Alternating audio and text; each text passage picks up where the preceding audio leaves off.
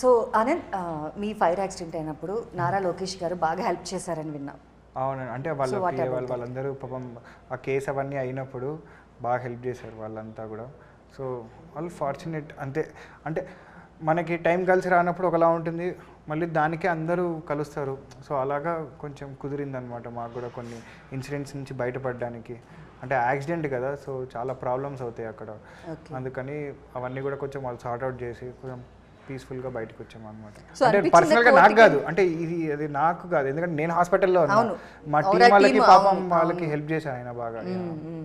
So అంటే కోర్టుకి వెళ్ళేటప్పుడు వాళ్ళు చాలా ఇబ్బంది పడ్డారా ఏమైనా? అందరూ నేరస్తులాగా ఏవన్నా అంటే అనుకోని ఒక సంఘటన డైరెక్టర్ ఏటో మా కో డైరెక్టర్ అలా అనమాట. అందరూ ముద్దాయిల టైప్లో అందరూ ముద్దాయిల టైప్లో జైలు చుట్టూ కోర్టు చుట్టూ తిరుగుతూ చెప్పగా అన్ని యాంగిల్స్ చూసాం దీంట్లో.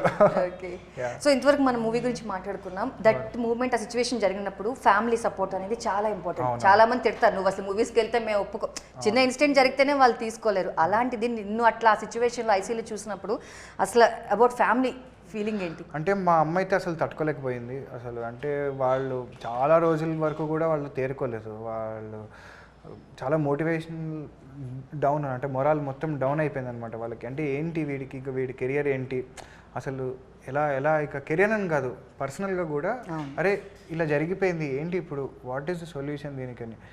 సో అప్పుడు నాకు అనిపించింది ఏంటంటే, నేనే డౌన్ ఉంటే ఇంకా వాళ్ళకి ఇంకా బాధ అనిపిస్తుంది. నేనే ఒక రకమైన డిప్రెషన్లోకి వెళ్తే వాళ్ళు ఇంకా, అంటే వాళ్ళకి ఇంకా వయసు అయి ఉంటుంది, తట్టుకోలేరు. నేనంటే కొంచెం తీసుకోగలుగుతా. సో నాకు అనిపించింది ఏంటంటే, కొంచెం ఫస్ట్ నేను సెట్ అయ్యి నేను స్ట్రాంగ్ అయితే వాళ్ళకు ఒక నమ్మకం వస్తుంది, ఒక ధైర్యం వస్తుంది. సరే వీడు బాగానే ఉన్నాడు, ఏదో ఒకటి చేస్తాడులే వీడని ఒక నమ్మకం రావాలి వాళ్ళకని. I started believing in myself first. వాళ్ళకన్నా కూడా ఫస్ట్ నన్ను నేను నమ్మా, అరే నువ్వు చేస్తావు రా భయ్, ఏదో ఒకటి చేసి చేద్దాం మనం. నువ్వు ఎట్లా అనేది నాకు తెలియదు ఆ రోజు కూడా, I don't know how, but ఎలా అయినా సరే అనేది మాత్రం ఫిక్స్ అయ్యా. ఎలా అయినా సరే చేద్దాం, ఓకే చూద్దాం, టైం విల్ ఆన్సర్ ఎవ్రీథింగ్, చూసుకుందామని ఫస్ట్ నాకు నేను మోటివేషన్ చెప్పుకొని మా ఇంట్లో వాళ్ళకి చెప్పి, ఏం కాదు నేను చేస్తాను, మీరు కొంచెం ఆగండి అని చెప్పి మళ్ళీ జిమ్కి వెళ్ళి స్టార్ట్ చేసి మళ్ళీ ఒక రొటీన్లోకి అలవాటు పడ్డాక అప్పుడు కొంచెం ఇప్పటికీ దీన్ని చూసిన ప్రతిసారి మా అమ్మకి ఒక రకంగా ఉంటుంది.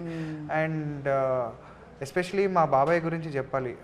అంటే he was so close to me from childhood అనమాట. ఆయనే పాపం అంతా చూసుకునేవారు నాకు.